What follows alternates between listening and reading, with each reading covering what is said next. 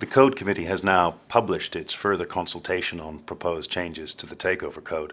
The changes that the panel is consulting on are very likely to take effect in very close to their current form. And I think all observers, and certainly we at DLA Piper, expect these changes to come through really quite soon now.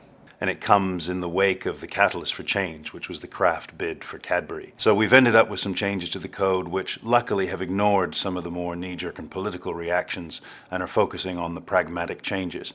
And they fall into three parts. The first, redressing the balance between targets and bidders, comes in the shape of, firstly, an automatic and mandatory naming of a bidder on the announcement that starts an offer period.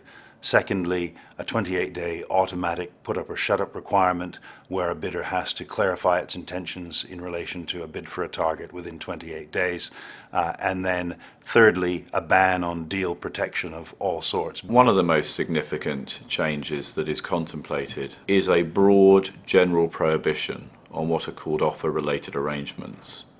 And the most obvious example of what that phrase catches are break fees, inducement fees, the sorts of protections that bidders have become very used to seeking from targets and obtaining.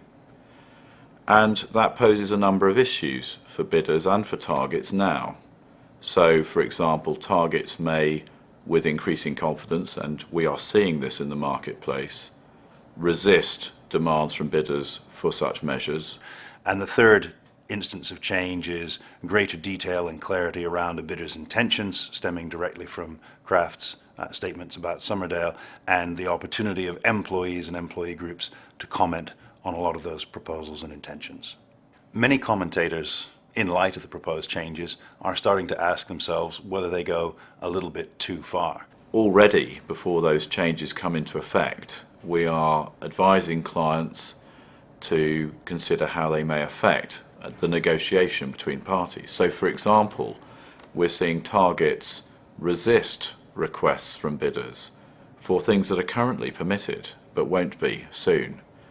And at the same time, bidders are having to think about whether or not the changes that will soon be in force should colour the way in which they're approaching targets at this stage. What we're doing is sitting down with a lot of our clients and walking them through the practical steps that they can take today to either maximize or minimize the effect of those changes on their own business and their own plans for making bids and put themselves in the best position to be successful at the end of the day.